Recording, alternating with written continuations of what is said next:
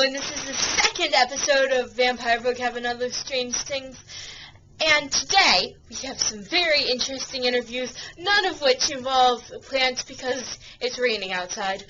So, the interviews of the day involve not my sister, my M&M fortune teller, very mysterious, Sir Pants-a-Lot, who you will learn much more about later, Eric the Invisible Vampire, and Edward the Not-So-Invisible Vampire.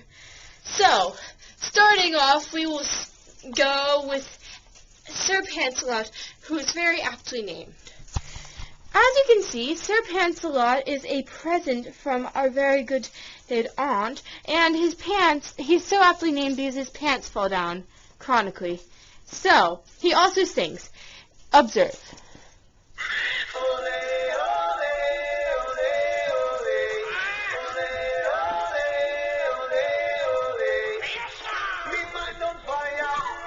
Yeah, you get the point, right? Alright.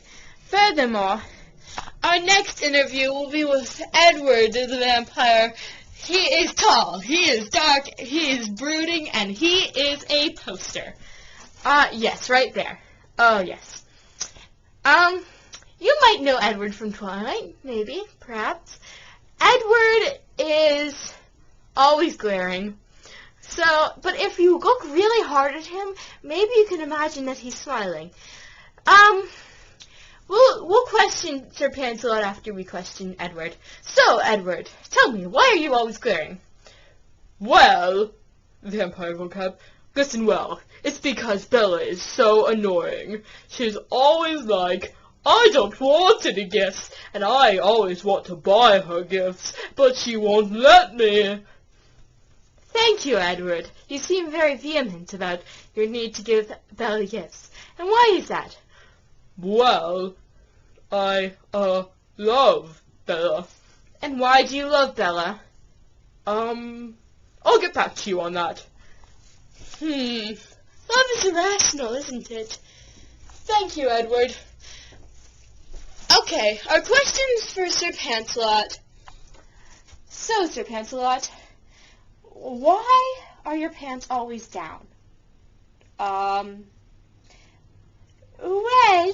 it's because my pants, they just don't have a drawstring. But it's also a fashion statement. That's wonderful, Sir Pants-a-Lot. Is there anything you'd like to tell me about your life? Rebecca. Well, Mommy's calling you. I'll get down there in a minute. Well,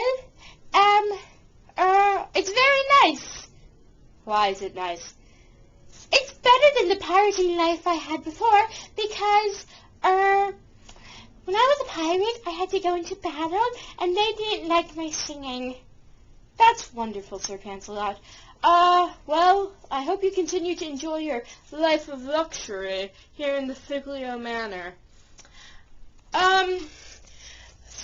Last but certainly not least is the very renowned Eric the Vampire. He's right over there. Oh, you say you don't see him? No, not that girl waving in the background. Well, that's because he's invisible.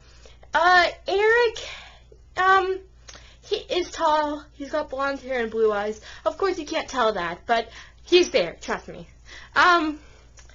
So, Eric, tell us why you're invisible.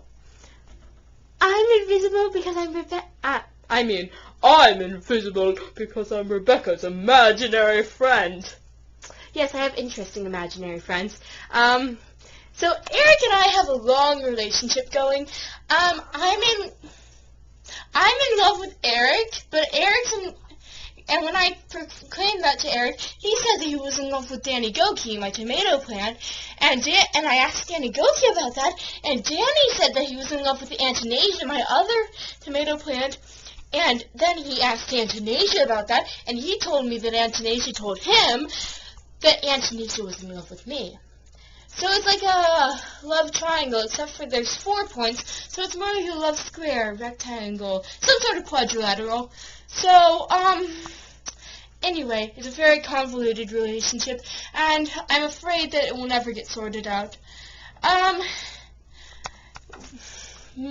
So, one last question for Eric before we go. Eric, do you enjoy living in the Figlio household? Well, Rebecca's little sister, Elizabeth, is always very nice to me. That's wonderful, Eric. So, that's all for this week's episode of Vampire Vocab and Other Strange Things. I hope that you have enjoyed the second episode, and remember, we'll have more interesting interviews for you next week. Bye-bye.